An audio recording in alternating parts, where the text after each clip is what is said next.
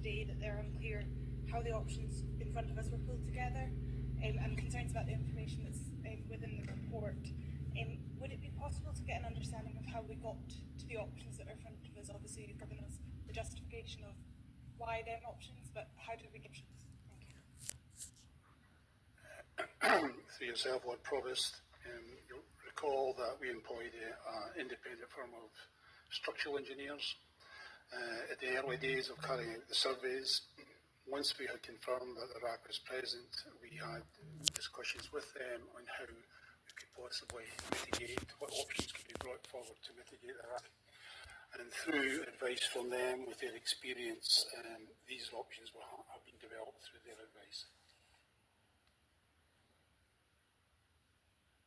Thank you, Lord Provost. I've just got a couple more. Can you confirm what steps were taken to provide the estimated costs for each of the options? Again, through yourself, Lord Provost, through the independent engineers and support that we've had from others, we've been out on behalf of myself and my colleagues here to the construction market. We have got the most up-to-date estimates of what the work will be carried out, and this is just not one contractor, this is across a broad range of contractors. And these cost estimates are reflected in our costs that we put together today for your consideration. Thank you, Lord Provost. I'd be interested to hear some more commentary around the RAAC Housing Working Group and what is coming out of the sort of partnership approach that is taken. That one, Lord Provost, there's a number of national working groups and organisations that I've, I think, mentioned to Council before. The RAAC's a standing agenda item for now. One is Scottish Heads of Property, ALACHO, which is the organisation that brings together housing associations and local authorities with housing. Scottish Government have also set up some RAAC working groups for both the cross-sector, but for schools, for housing. Aberdeen City Council are represented in all these groups. The housing one has been more active recently, most recently last week.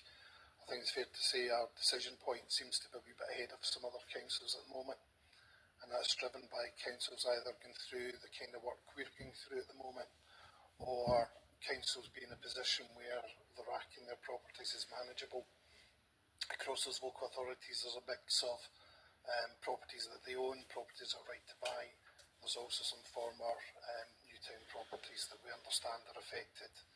At each of those groups there's a kind of sharing mechanism, so we've shared with a number of local authorities there the report once it became public that was going to this committee. So that allows us to try and get a feel for, we mentioned the kind of cost validation work that Mr Wilson had been doing. We've also had the opportunity to take some of the costs to that group to say the roof replacement looks like £50,000 plus, as that consists with costs that other local authorities are finding, and sharing that kind of common approach. So that group meets on a sort of 6 to 8 week basis to discuss that type of issue. Thank you, Lord Provost. With regards to the Clackmannanshire decisions that we've heard from the deputations, to the best of your knowledge, because I understand that you're not from Clackmannanshire, but can you provide any clarity around the decisions that have been made in that area? Again, through yourself, Lord Provost, as the Chamber aware, I met Mr Chowdhury a number of weeks ago in response to issues raised there. I did approach Clacks. That's a conversation from 2 or 3 weeks ago and just an exchange.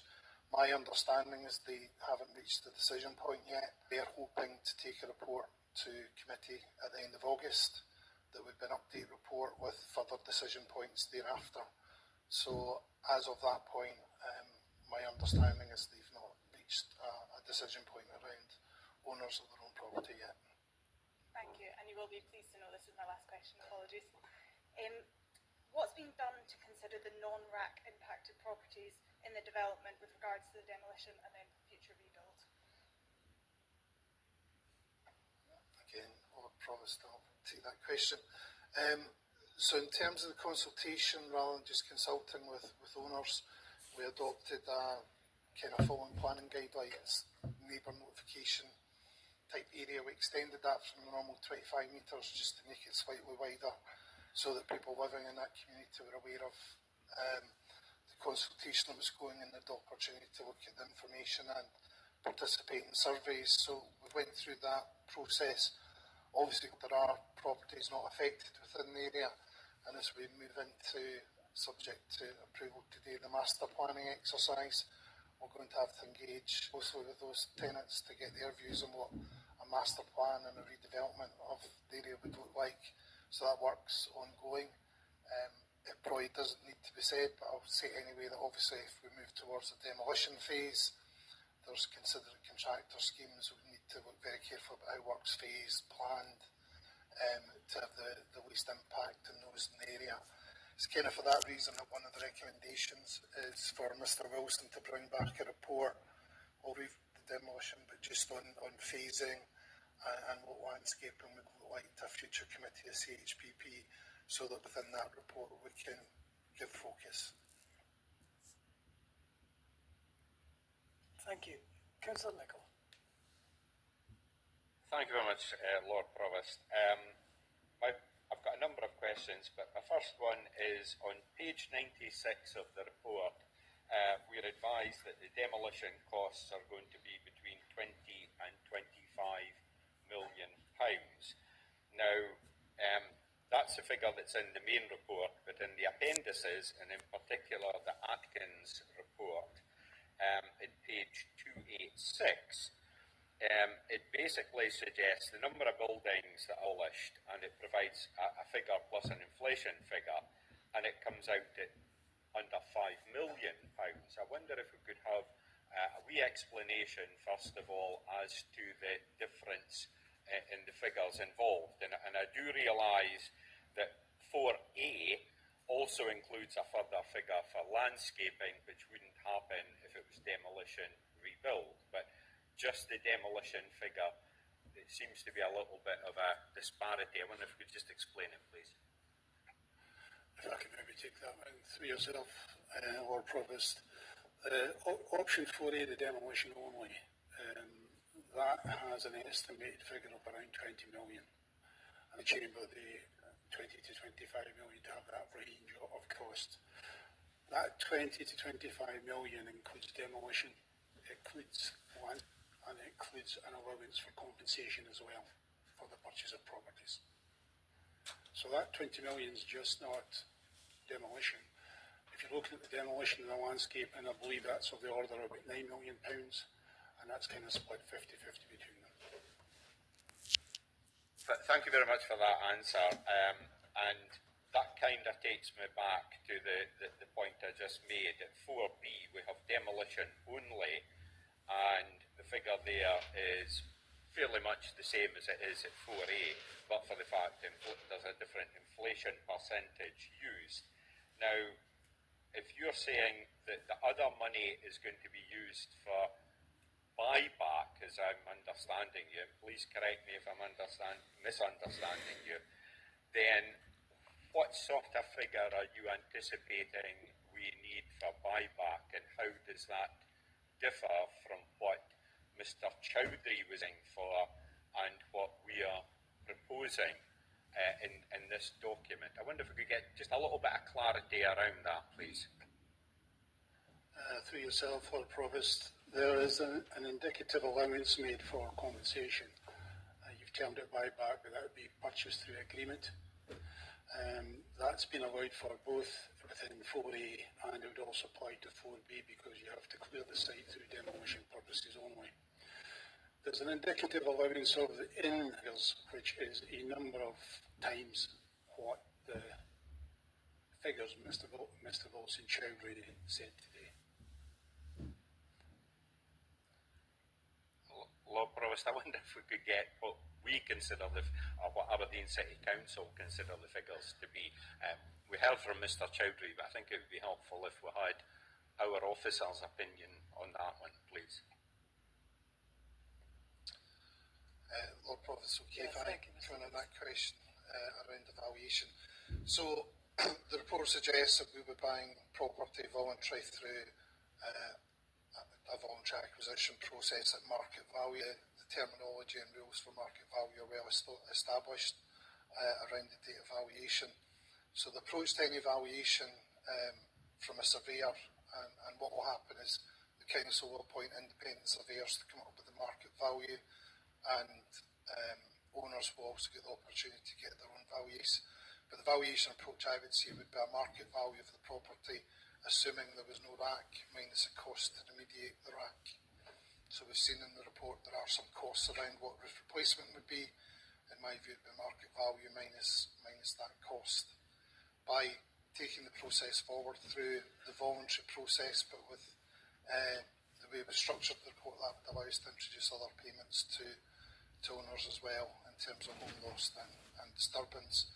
But that would be the valuation approach.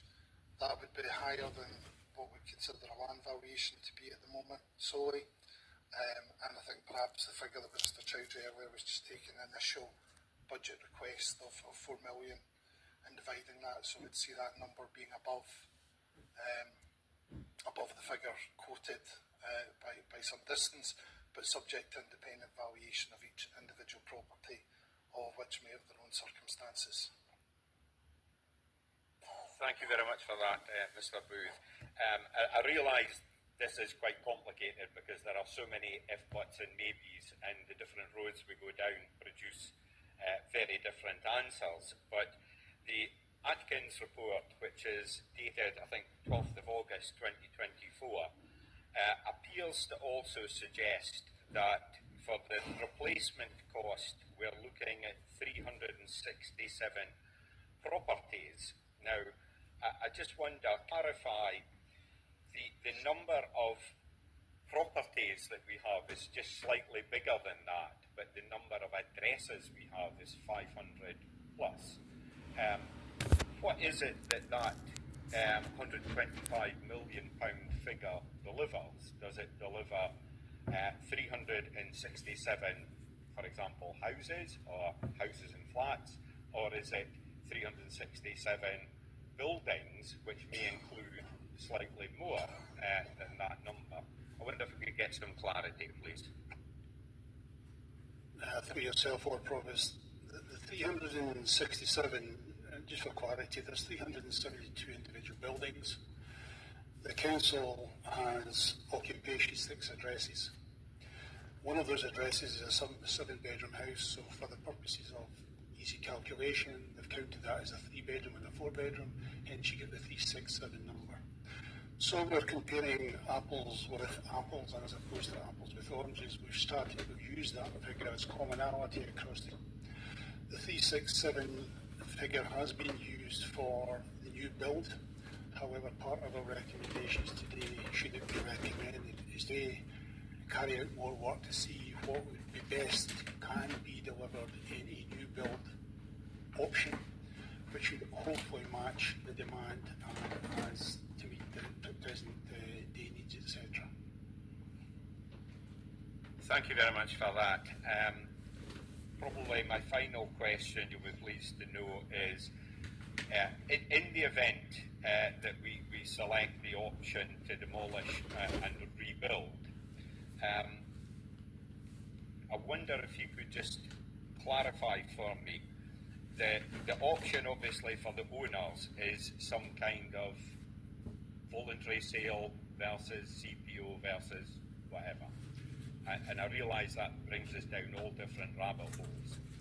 But I wonder if we could just get some clarity on, Mr Chowdhury laid out that he suggested a fair payment would be a pre-RAAC valuation, I think is how he described it.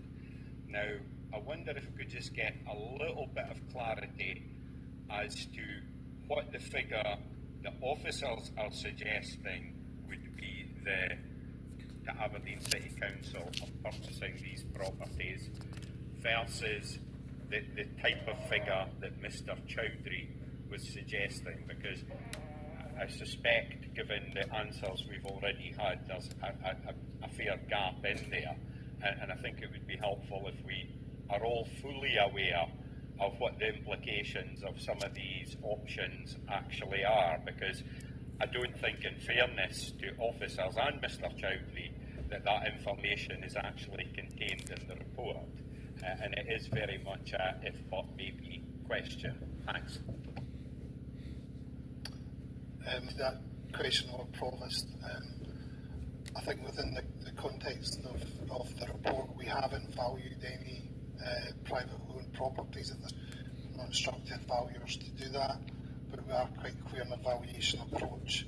There is a number of different properties across the site, from one base right up to 4-bedroom houses, and a range of values over the last 2-3 years prior to the RAAC issue, between 40, 50,000 and 120 to 130,000. So there is quite large parameters in terms of individual properties, which is why I'm not sure it's fair to go into too much detail about valuations for individual property types at this point, before that work's been done on a relative basis.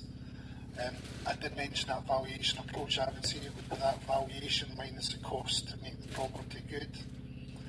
On those larger properties, the report indicates a cost of £50,000 to £60,000 to replace the roof. That would be deducted on that basis. Obviously, smaller properties have smaller roof areas and a smaller reinstatement cost. Properties have shared roofs, where the assumption would be that cost would be shared between the owners that benefit from that roof. So I think where we're at this point, we're looking for the instruction to proceed with that, and then enter in the detailed negotiations within the days to allow that to be reported back to Council in future. Thank you very much for that. I do actually just have one further question, if you can bear with me. Obviously, we're in a situation here where that until we make decisions, we won't be able to actually work out some sort of final costs on some of these things. But one of the points that obviously made by Mr Chowdhury was that he was selecting a number that may not be within the current rules that officers have to obey when carrying out the business of the council. And I do note in the recommendations, particularly at 2.16 and 2.17, that we are seeking additional flexibility, if I could use that term, from government in terms of what we can do. Is that the type of thing that could not under any request to government, that we can have additional flexibilities as to what we do or do not do in terms of the recommendations contained in the report? Thanks.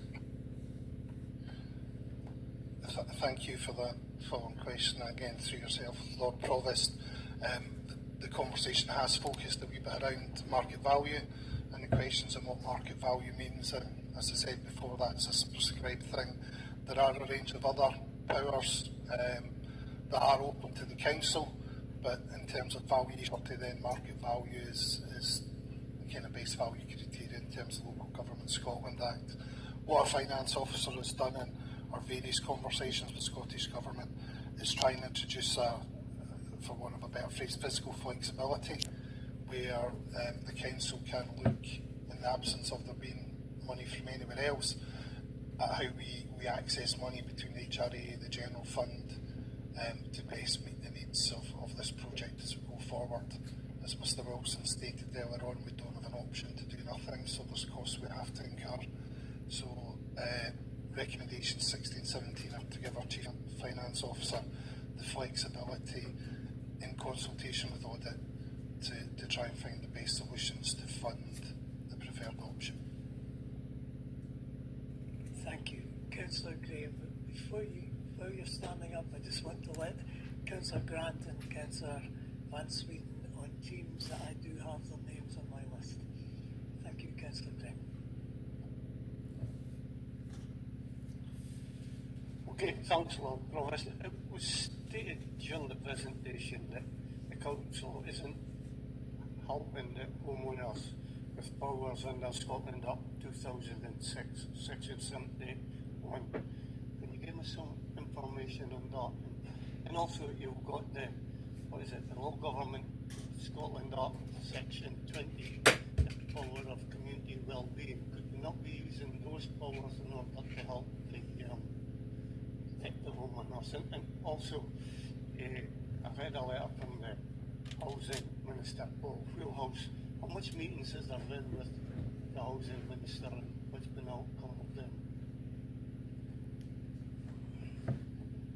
If I could kick off, Lord Provost, just around, maybe just remind Council and maybe not everyone has had access to it. We did report at the end of May to the Communities Housing Public Protection Committee with a report that looked in detail around what fiscal rules the Council worked under in relation to housing and the situation. And I'd be happy to share that link to anyone after the meeting that they can go through a bit more detail, because I realise I'm not the Chief Finance Officer who prepared that report.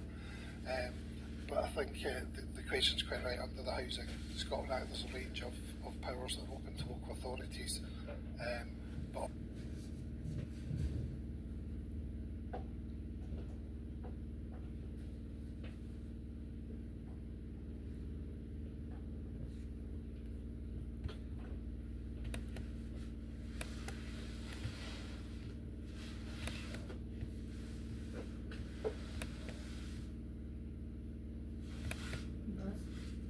Wi-Fi bundle, yeah.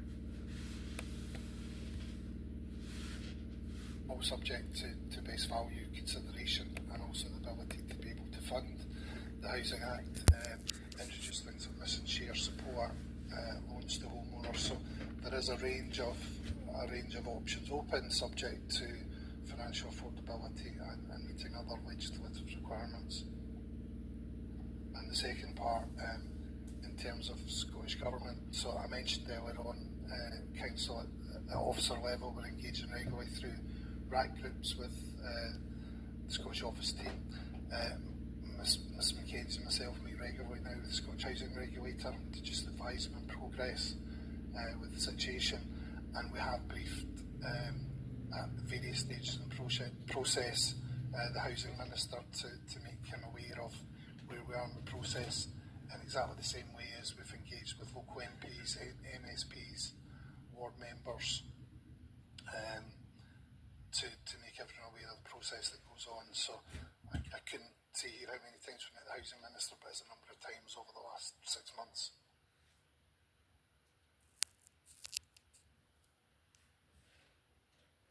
I forgot my next question. If I can remember, I'll come back if you don't mind.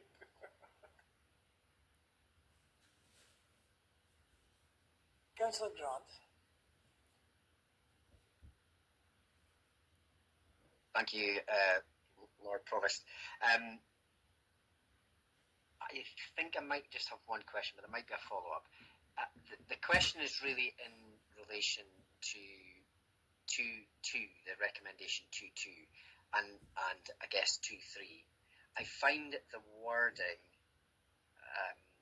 unnecessarily awkward, and that might be perfectly innocent, it might just be the way it's worded. But 2.2, which I won't repeat full, but the way I read it is that we agree that if we were to agree, that we agree that the optimum option is 4B. But it then goes on to say, instructs the Chief Officer Capital to proceed with the demolition aspect of this, which is option 4A. So, just to be clear, why aren't we just saying in 2.2, we agree that the optimum option is 4B, and to crack on and report back accordingly?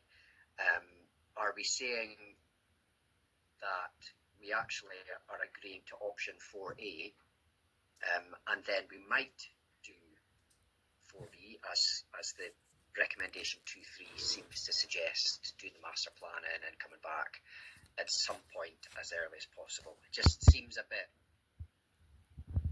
worded. I might come back, Lord Provost. For yourself, Lord Provost, I've obviously failed to try to make that a wee bit clearer in the actual presentation. What we've got is, we've got an option 4B, but it's a very significant commitment in value. So initially what we're looking for that rebuild, we're certainly going to need the demolition. So that first stage is 4A, followed by what would be the full extent of 4B.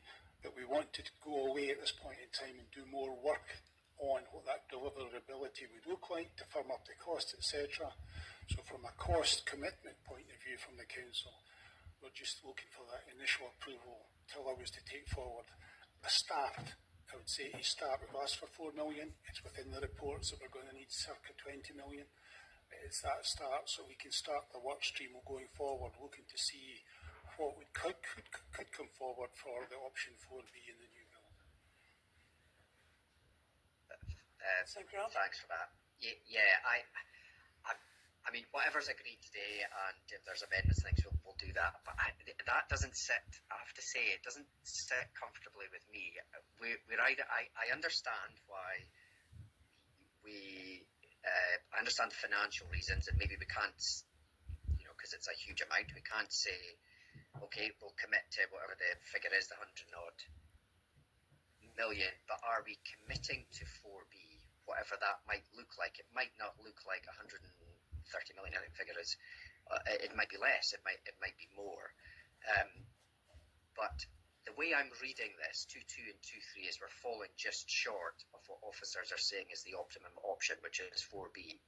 And we're only committing to 4A, but we're committing to explore 4B. We're not actually saying we're looking to rebuild.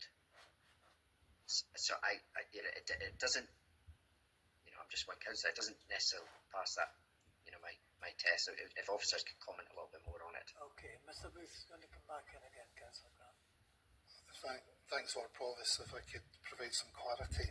If I could also draw Council's attention to recommendation 2.5. Recommendation 2.5 gives an instruction to look at a range of delivery options for the site. So the site is currently a mixed tenure site. There are private owners, there are council houses, there are private tenants. That's quite a healthy mix in terms of building communities, and in terms of taking a project forward, the ideal scenario would be through master planning and another mixed-use development. We're aware of changing needs, particularly changing care needs for people and housing for varying needs. So the reason we're looking to master plan is so we can take account of what we think the future needs of the city will be in the site. So in terms of the recommendation today, we're wanting the council to commit to doing that work around master planning and looking at the best, most affordable, quickest ways to deliver 4B across the site. But in terms of the information, because we've not had those conversations with RSLs, other providers, private sector, there's not a decision in terms of asking for a particular sum of money to do that other than the master planning work at the moment. So the reason, and perhaps the recommendations have got a little bit clumsy, is we're asking you to approve that 4B is the preferred direction of the council, and we're asking you to approve the finance to proceed with 4A, and even within proceeding with 4A, just to allow the initial funding work, the initial 4 million approval, to take that forward, and a further report come back with more detail around finance. Hopefully that provides some clarity in terms of why the recommendations are laid out the way they are. I think I'm almost there, Lord Provost. If I can put it another way, if the officer recommendations are agreed, as they are, by agreeing to 2.3, which is the master planning exercise, and that's the alluding to option 4B, is the council today stating that it is committed to rebuilding on the site, whatever that looks like, whatever the options appraisal says? Are we saying that we are going to rebuild, or is it the case that we might not rebuild because of any number of the reasons that officers have just set out? Could it be, by agreeing to the words and the terms as they're phrased exactly there, that we end up not building on the site? That's, if I can put it that way. I think that's my last question.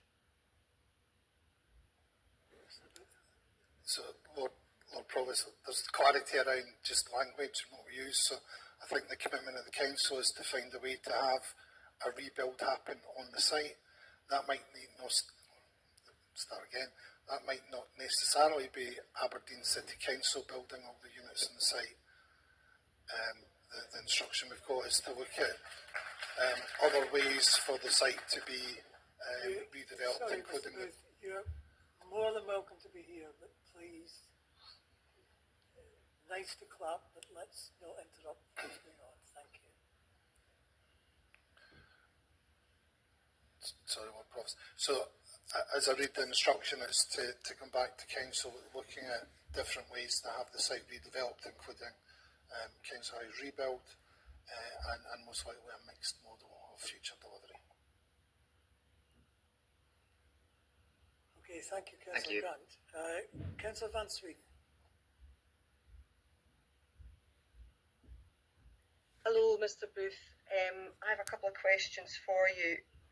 I watched your presentation some months ago in Holyrood at the committee, and would you say that it's fair to say that Aberdeen City Council has had advanced expertise on RAAC in comparison to other councils? Well, probably just for clarity, I was asked to give evidence to a parliamentary committee rather than asked to prepare a presentation. That was just cut and pasted. At that point, we were close to come out in terms of RAAC. We seemed to be the first local authority almost to come out identifying RAAC at large scale within our housing stock. I think through the working groups and the LACHA and other groups, we've noted a lot to take from other local authorities so far in terms of here is communications we've used, here are FAQs we've used that we've been able to adapt. Other local authorities have been using our FAQs, etc. We have employed some of the specialist experts, particularly structural engineers, in this space, and that's an evolving field, as you can probably imagine. So I'm reluctant to use the word experts, but we seem to be in front of some of the learning, if that's fair to say. Thank you for that. You have another question? I have a second question. Yeah. I'm also interested in the groups that you were talking about earlier on across the UK that are looking at the RAAC issue. And I wondered particularly what issues they're looking at within their groups. Are they looking at, for example, the surveying aspect and also the insurance aspect as well of this issue? Again, I think I can only comment for the groups we're involved with across Scotland. Both the RAAC cross-sector group and more importantly the RAAC housing group has an invite go to UK Finance and the UK Mortgage Association, so I forget their exact name. So they've been invited to those groups and attend when requested. UK Finance are obviously very keen to message that they will try and support homeowners any way they can. They're very keen for local authorities to share addresses and information so their panels can look at how they can address people. So far, Aberdeen City Council haven't shared any of that information. We would suggest that's a point where we have individual conversations with homeowners. We can look at how we can support them in approaching UK Finance and their mortgage lender. So around those groups, the insurance industry have been present, as have UK Finance, as have a range of other people, Royal Institution, Chartered Surveyors, ISRUP-T in terms of engineering advice. Different groups set their own agenda. There is a RAAC management group where some of the kind of technological discussions around whether kind of sonar and x-rays can help identify RAAC and steel bars. So that conversation is ongoing, including feedback from BRE and other organisations. So there's a kind of mix of things within different groups. But I should probably add it's only a Scottish level that we've been involved. Okay, thank you, Mr. Booth. Councillor Blake. Thank you, Lord Provost. I have quite a few questions. My first question was I take on board a lot of the points that have been made around market value. That's really helpful. I just wanted to understand if it comes to the situation houses are compulsory purchased, is that a set amount that is a value for a one-bedroom flat, a two-bedroom flat that is offered, or do we take into account I guess this condition of the house when we are making that offer to people? Is it a set amount depending on the size of the house, or is it taking into account the condition of the home? Thanks for I'm happy to pick that up. So there is clear guidelines around CPO and how that works. I think it's important to say we're not asking for a CPO today. There are a number of steps the council would have to go through before we were in that position.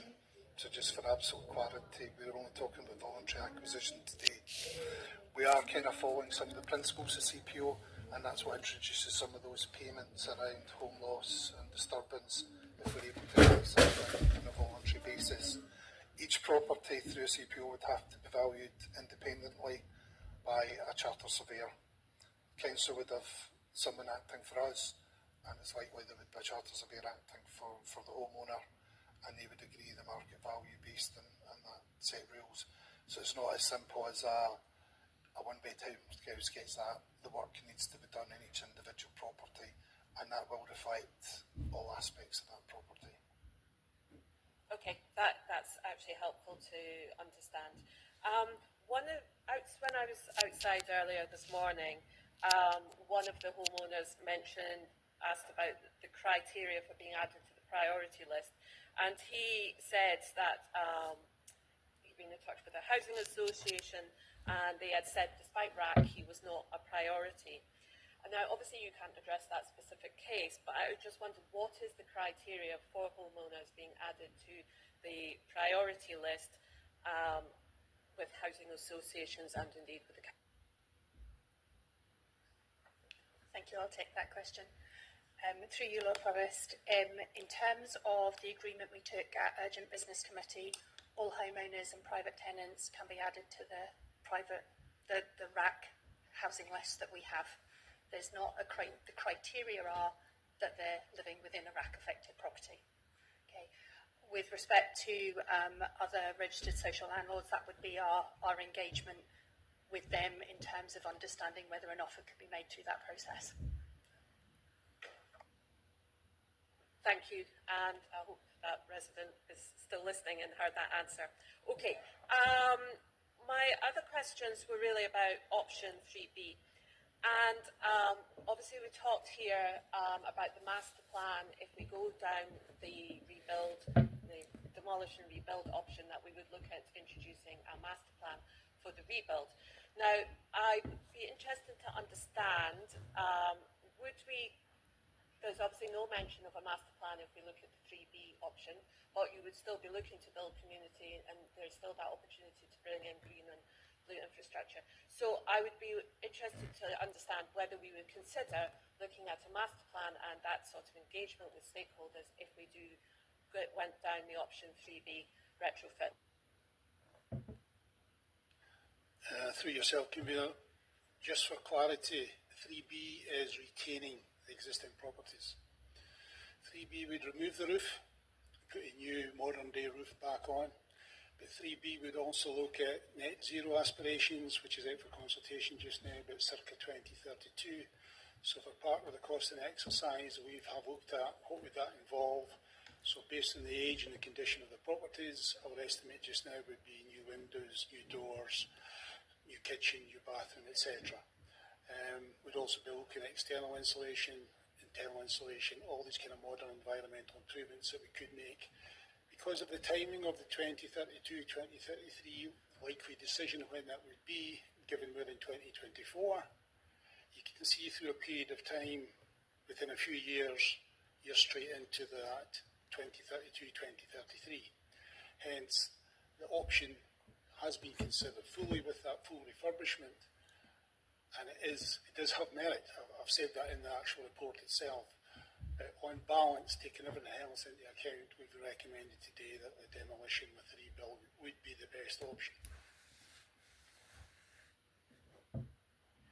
So, I guess what I'm asking really is, would we consider, to me, then obviously if you're looking at that on the broad community sense, is there not opportunity at that same stage as that you were looking at the repair retrofit, that you would then also look at the community needs and what else the community needs to rebuild the community? Because what we're talking about here are very long term, whether it's a rebuild, a complete demolition and rebuild, or a repair retrofit option.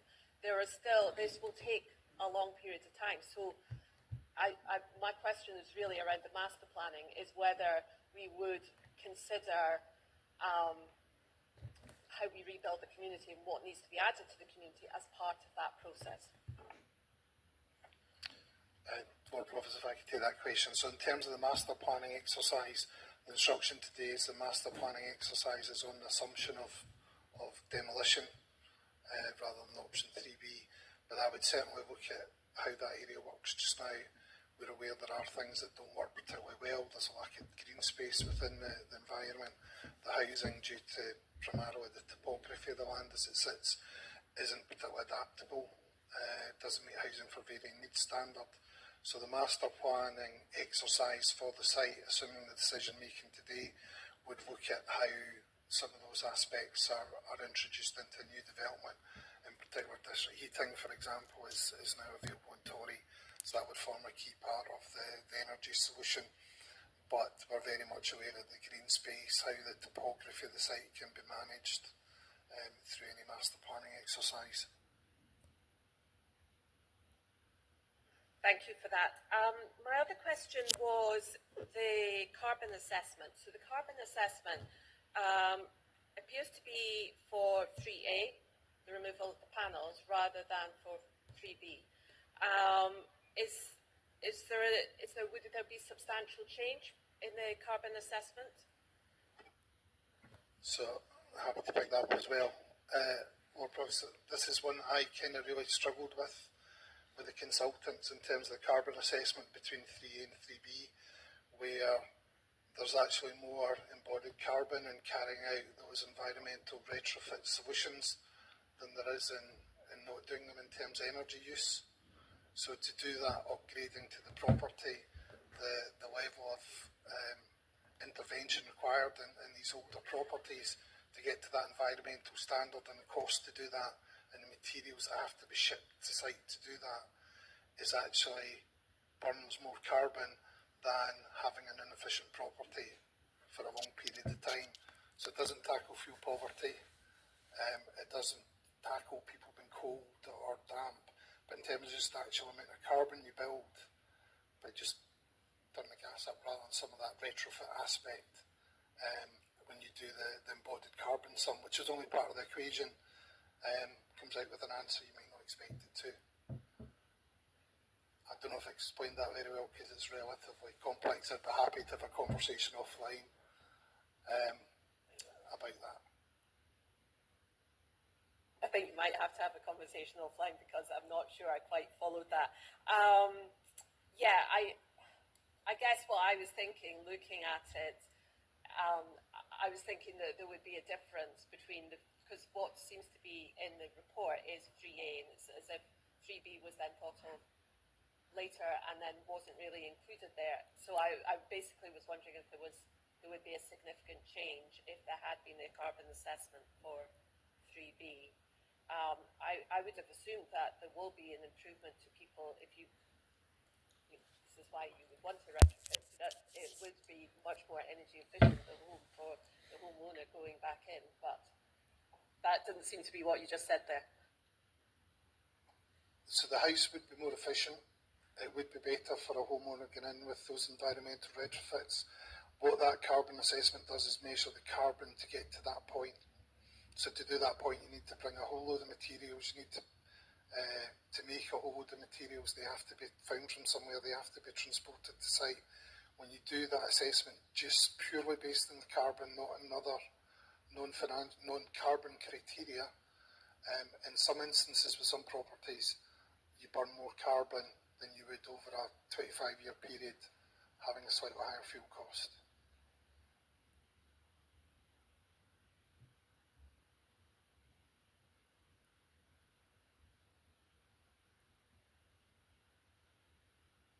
Okay, so my next question was about, and again it's the same point about 3A and 3B, but in the resident survey, it really points to 3A seems to be the one in the resident survey rather than 3B. And Mr. Chowdhury made a similar point about 4A and 4B, and he felt that biased the survey. I did wonder whether you had a comment about that, because to me it's 3A rather than 3B that's in the survey, and I would have thought that might invalidate the results, and Mr. Chowdhury made a similar point to 4A and 4B, and I was wondering if we could get a comment about that. So both options 3 and 3B were in the survey, and were consulted on. As the landlord responsible for the council property to spend significant capital monies replacing the roof and not dealing with issues that would allow a property to be let after 2032 was ruled out for council stock has not been viable. So we tried to explain that to people at drop-in sessions. In terms of 4A and 4B, 4B was introduced at the last council meeting to us to look at redevelopment rather than demolition in the zone. Thank you, and this is actually my last question. So my final question was on page 341, the retrofit scored much lower in the societal rankings, generally, on job creation. Now, obviously, this is an area that we will need to increase skilled workers as we insulate our homes, improve our homes so that they are much more fuel energy efficient. So I was just wondering whether we could understand why the retrofit option would be considered to be create less jobs than the rebuild option.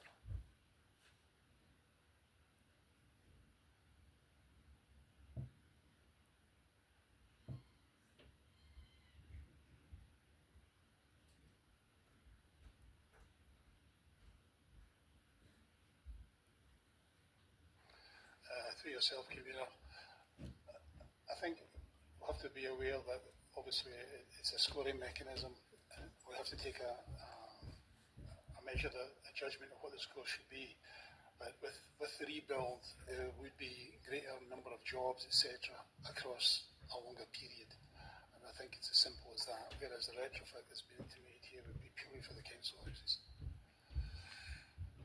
There'd be more jobs created with the new build and the demolition. Thank you. Right, I'm just about to call you Councillor Malik. I've got Councillor Malik, Councillor MacDonald, Councillor Yule, Councillor Watson and Councillor Allard on my list. I am not going to add to my list. We will hear from the questions from these people, and then we will move to determine what we're going to do. Thank you. Councillor Malik. Thank you very much, Lord Provost, and thank you very much, Mrs. Mackenzie, for your presentation. And I absolutely agree with you that this is an incredible, difficult issue. And that's why in our very first meeting on the 29th of February, I indicated that it is a huge issue for Aberdeen City Council, and without financial assistance from the UK and the Scottish Government, we cannot cope. Now, 6 months under the line, and so far, we did not receive a solid response from our Scottish Minister in relation to funding. Can you please tell us how are we going to solve this issue?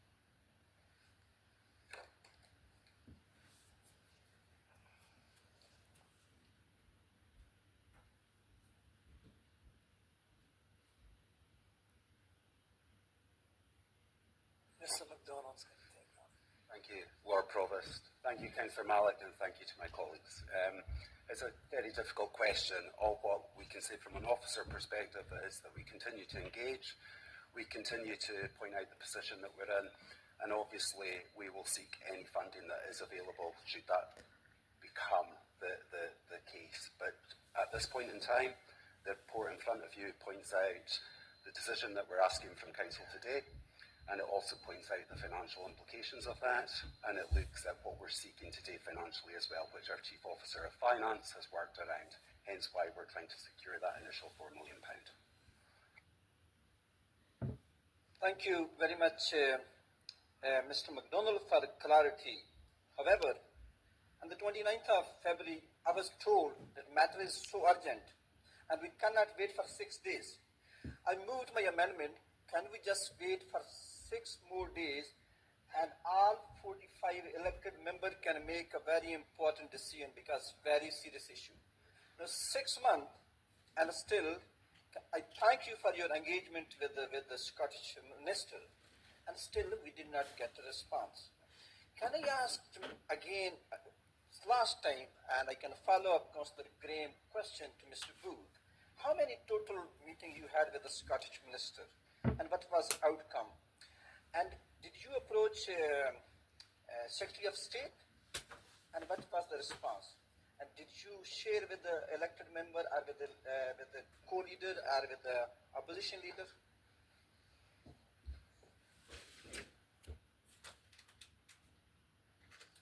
Lord Provost, if I could maybe draw attention to the report to Communities Housing Public Protection Committee in May. Within that we gave an outline of what we'd done around funding, included letters that had been sent to the Scottish Government and UK Government along with their responses.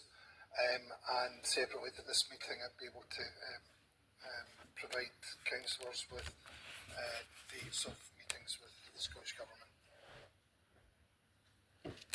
Thanks very much, Lord Provost. I didn't get actually answer. So did you approach Secretary of State and what was the outcome?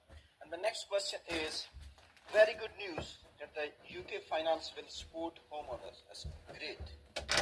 But really support we need from the Scottish Government. And we cannot get answers. So, Lord Provost, just for clarity, UK Finance is the organisation of mortgage lenders. I should maybe clarify that it's not a government organisation. Thanks very much, Lord Provost. I know they are not the UK government. The UK Finance is just a private organisation, but they're going to be about homeowners.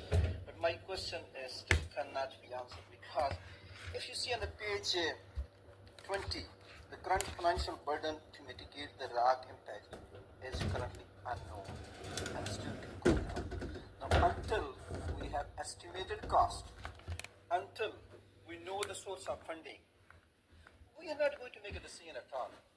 We just keep asking question, and then we cannot get an answer about the total cost, estimated cost, and source of funding. Now, our tenants and homeowners, they are facing a very tough time. They're having some mental health issue. So, on the basis of this report, how are we going to make a decision?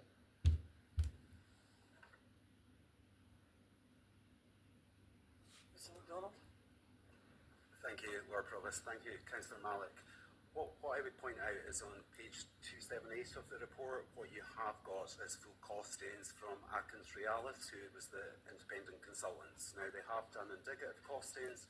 They've also put some notes to some of the assumptions that they've made against those costings. So what you've got in front of you is some estimates based on Atkins Realis's findings, and they're based on market as well, so some of the projects that they've delivered. So that is there for Council to consider today. So the one other point that I think you make, I think you may be referring to the risk within the report as well, on the financial burden. Is that right? I just want to, again, Council will be very much aware that within all our reports we always identify risk. We do identify a financial risk with this because there may be unknowns. As we get a decision today, we'll have to work through the processes, and there could be things that come out of that. So it is a risk that's been identified, and we'll try to mitigate that risk as much as we can, and we'll continue to update Council on any progress of whether that risk is decreasing or whether that risk is increasing. Thank you very much, Mr. MacDonald, and thank you, Lord Provost. Last question to legal. Can you please tell us which law supersedes another one? Section 71, Housing Act Building, Scotland 2003, BIBAG 2004, Housing Act 2006. Thank you, Lord Provost. Sorry, Councillor, can you clarify the question again? So you want to know what laws we're using? Yes, which law supersede another one? Laws don't tend to supersede each other. You could have got to take them in a whole and look at it as a global issue. There's not one that outweighs another area of law. So no, there's no superstition. It's just take it in the whole.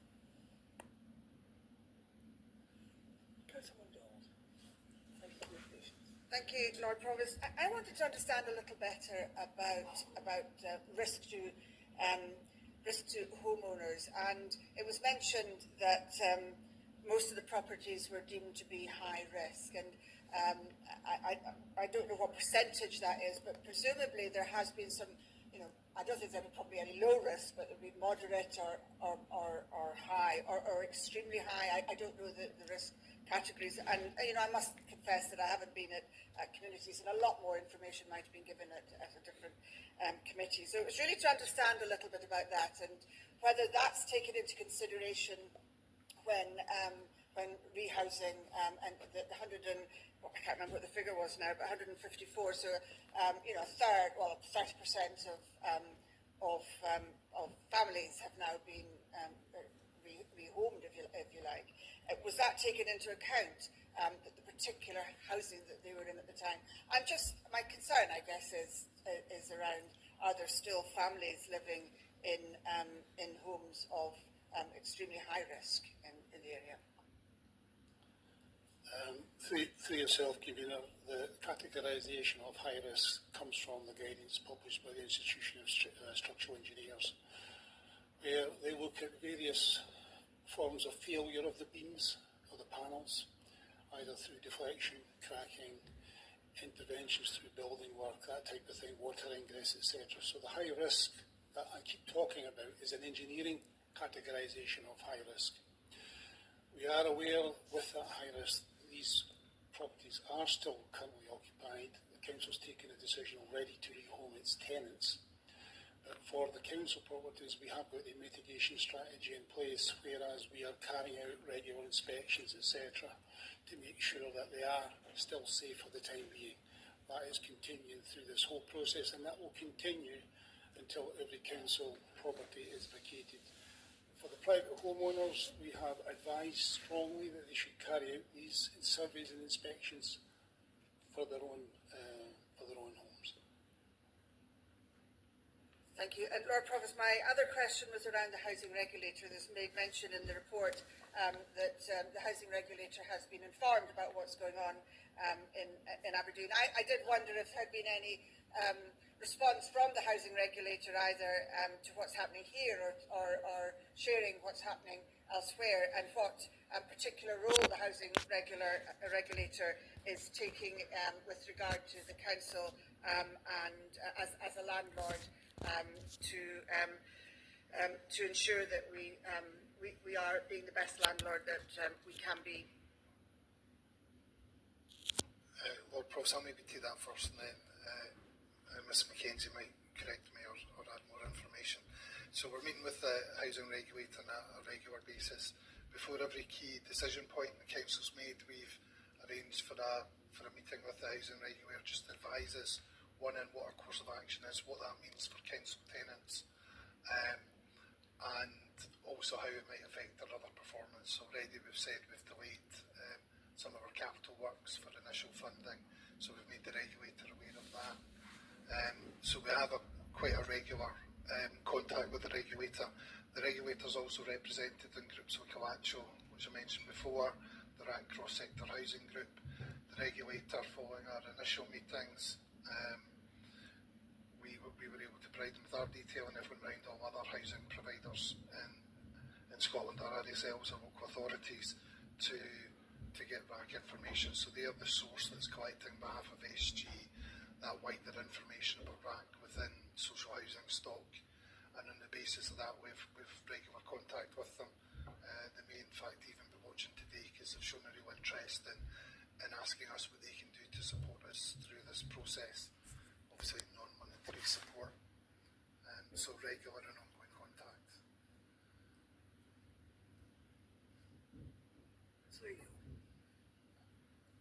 Thank you, Lord Provost. I've only got a couple of questions. The first is actually a follow-up to one of the answers to Councillor Grant's questions, where Mr. Booth made reference to mixed development on the site. Just for clarity, that would be a mixed development of different types of housing, for example, council housing and perhaps housing developed by another social landlord. Is that the case? Yourself, Lord Provost, the structure I'm looking for is to have those conversations with housing associations, with mid-market rent providers, with the private sector to see if there's a way the site could be packaged up through the master planning to allow different types of housing development, hopefully tenure blind, being developed over a short period of time by a variety of different entities. It is a very challenging market. Funding is challenging as well, but in terms of our aspirations, that feels like something we should try and aim for. Thank you for confirming the site would be used for housing. Second question, Lord Provost, is to a planner. I'm not seeing Mr. Dunn hiding somewhere. Behind me. Can it be confirmed, please, that this land is currently, it's a horrible Americanism, but zoned for housing, and any change to that, so that no other development on that site would be possible without a significant change to the local plan or departure from the local plan, so that reassurance should also exist for the community. Mrs. Beattie is going to take that. I get to use my professional training. Yeah, so in terms of the zoning of the site, any change to that would have to be through the local development plan. Councillor Rhodes. Thank you, Lord Provost. And I'd like to start by welcoming the inclusion of option 3B in the options appraisal and the consultation. I think it's very welcome, as is the recognition that green space is an important issue for the people of Torry, and I'm sure the people of Torry are very, very, very, very aware of that. In terms of option 3B, can you clarify, would a connection to the heat and power network potentially be included in that, so that any residents would get the benefit of lower bills? Yes. Excellent. There was a couple of follow-ups to questions that have been asked. One of them was around the number of jobs that would be created. I think the answer was that demolition rebuilding would create more jobs than option 4B, than option 3B, renovation. But then it seems to me the cost of it would be over twice as much. Has there been any analysis of the number of jobs per pound that might be created for the different options? For yourself, Convener, there is no calculation done on the actual number of jobs as such.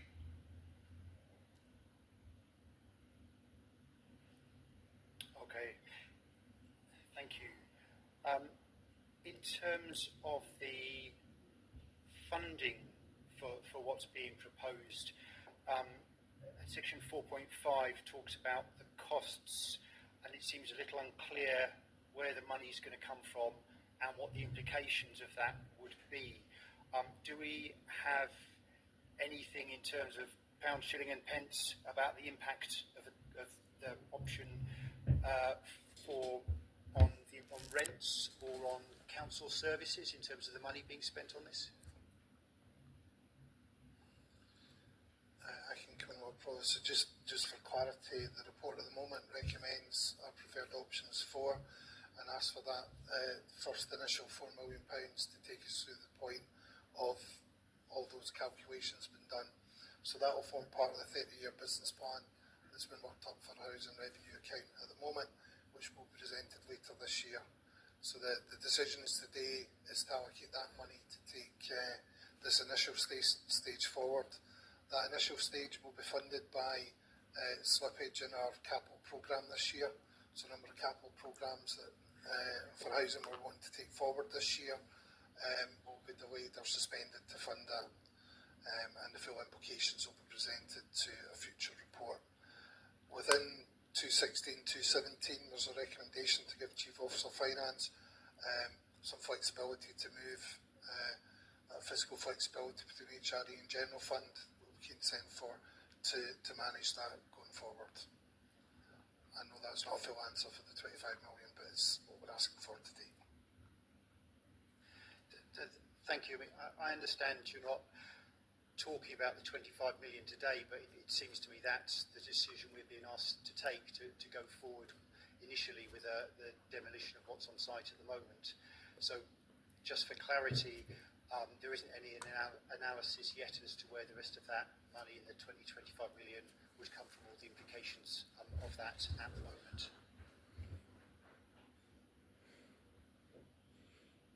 Mr. McDonald? Thank you, Lord Provost. Thank you, Councillor Watson. You'll notice within page 101 on the report where you've got the financial impact, what it does point out is that there's various means. So yes, we need flexibilities across our different funds. However, we do need to look at all options, including borrowing, including reserves, and looking at current capital programme. So that 25 million has to be funded. And if there's no funding available, it will have to be borrowed. Okay, but there's various options the Chief Finance Officer will look through, but there could be a level of borrowing involved. Okay, thank you for that. I guess two more questions. The first is around homeowners and the risk to those homeowners. And obviously, if we know there's serious problems and safety problems with their houses, then there's powers available to enforce changes. However, if individual homeowners haven't had inspections carried out, do we know if there are risks relating to their homes or not?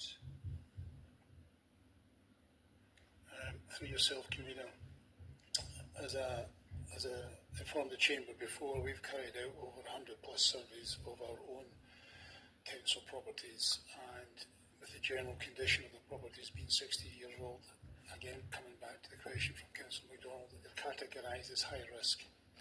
The properties that are owned by the private owners are similar. So whilst we don't have detailed information, data on what those surveys would be if they have been carried out, our expectation, and this is coming from my independent structural advisors, is we would expect it to be the same as we have found in our council properties. So I would expect the same high-risk categorisation to come from a survey carried out in a private property. Thank you. And just a follow-up, as that may be an unknown in some cases, do we have the powers to do an inspection to see if we think those properties are safe or not, or would we have to rely on assumption around the state of other properties around them? Through yourself, Lord Provost, my understanding is through our building standards, etc., that we do have the powers to carry out various surveys if we deem that to be required. Thank you. And one just one last question, I suppose, as a clarification. Forgive me if this is obvious. It seems the recommendations we've got in front of us is that we want to go forward with a demolition and rebuilding option. However, we don't know if a rebuilding option is going to be viable. So, is my understanding right that we're basically being given a demolition option at the moment?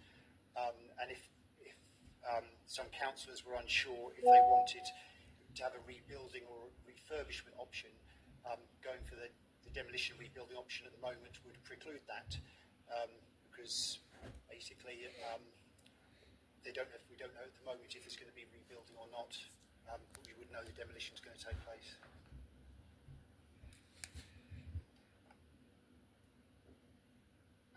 Yeah, not quite sure I understand the question, but I'll do my best.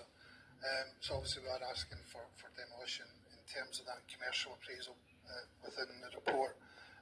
All of those options produce a high negative NPV at the moment. The recommendation of the report is taking all those factors in, that the demolition option gives a clear sight and deals with that health and safety issues the most quickly and efficiently way we can do doing that while other options are being considered.